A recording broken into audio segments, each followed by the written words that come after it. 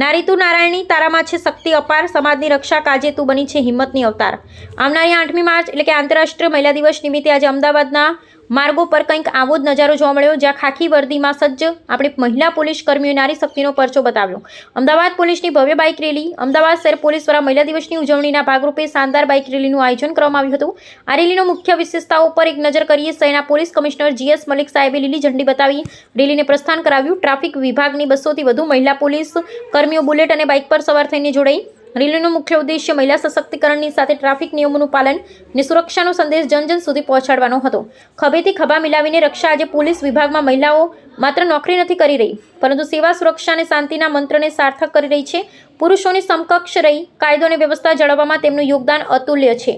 આ પ્રસંગે શહેરના ઉચ્ચ અધિકારીઓ જેવા કે ADCP, ACP અને DCP પણ હાજર રહી મહિલા પોલીસના ઉત્સાહમાં વધારો કર્યો હતો। એટલું જ અંતમાં એટલું જ કહીશ કે જ્યારે સ્ત્રી સુરક્ષિત હશે અને જાગૃત હશે ત્યારે તે દેશ પ્રગતિ કરશે। આજના દિવસે આ વીર મહિલા પોલીસ કર્મીઓને સલામ છે। અહેવાલ જયંતિભાઈ ઠક્કર, ન્યૂઝ 16 ગુજરાત। માર્ચના રોજ આંતરરાષ્ટ્રીય મહિલા દિવસ છે, એના અનુસંધાને જુદા જુદા પ્રોગ્રામ અમદાવાદ સિટી પોલીસ દ્વારા કરવામાં આવી રહ્યા છે। તો આજે એક મહિલા બાઇક રેલી હતી, જેમાં તમામ મહિલાઓ જોડાયા હતા। અમદાવાદ પોલીસ અને અમુક પ્રાઇવેટ પણ હતા। બધાએ હેલ્મેટ પહેર્યો હતો, સાથે જે બે રાઇડર સાથે જે ફિલ્મ રાઇડર છે એને પણ હેલ્મેટ પહેર્યા હતા અને જુદા જુદા સ્લોગનો એની સાથે લેતા હતા કે બધા ટ્રાફિકના નિયમોનું પાલન કરવાનું, હેલ્મેટ પહેરવાનું, સીટ બેલ્ટ નાખવાનું, એટલા જુદા જુદા આ બધા બેનર્સ પણ હતા। આ મહિલા દિવસ જે છે એનો ખરેખર જોઈએ તો મહિલાઓનું જે યોગદાન છે એને રિકોગ્નાઇઝ કરવાનું, જેન્ડર ઇક્વલિટી। આજે જુઓ તો મહિલાઓ બધી જ ક્ષેત્રોમાં વ્યવસ્થિત રીતે કામ કરી રહી છે।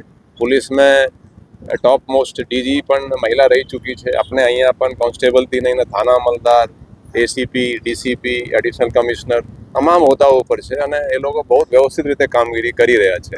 ઇનફેક્ટ પોલીસ સ્ટેશનમાં અમુક વખતે તો એની સિન્સિયરિટી જેન્ટ્સ કરતાં કદાચ એ વધારે સિન્સિયર મને એવું એસેસમેન્ટ ક્યારેક થાય છે અમુક મહિલાઓનો, તો એટલે કામગીરી બહુ વ્યવસ્થિત છે અને આંતરરાષ્ટ્રીય મહિલા દિવસ પર હું તમામ લોકોને શુભેચ્છા પણ પાઠવું છું। સર, અમદાવાદ શહેરમાં ગુનાનું પ્રમાણ ઘટી રહ્યું છે, ખાસ મહિલાઓની વાત કરવામાં આવે તો અને જે કેસો છે તેમાં કન્વિક્શન રેટ ઓછો છે, તેને વધારવા માટે કયા પ્રકારના પ્રયત્નો? નહીં, ક્રાઇમ તો અમદાવાદમાં આંકડા જોઈએ તો ધીરે ધીરે ઓછું થઈ રહ્યું છે। મહિલાઓને લાગતા ક્રાઇમ પણ ઓછું થઈ રહ્યું છે, પણ કન્વિક્શન રેટ પણ એક પોલીસ માટે અને આખા ક્રિમિનલ જસ્ટિસમાં બહુ મોટો પડકાર છે। એના તપાસ વ્યવસ્થિત થાય એના માટે પણ આપણે કામગીરી કરી રહ્યા છીએ। બધા ટ્રેનિંગ આપી રહ્યા છીએ, ટ્રેનિંગ માટેના સાયબર ક્રાઇમની પણ ટ્રેનિંગ જે હોય છે એ પણ આપી રહ્યા છીએ। તો એ હોપફુલી કન્વિક્શન રેટમાં ઇમ્પ્રુવમેન્ટ થશે।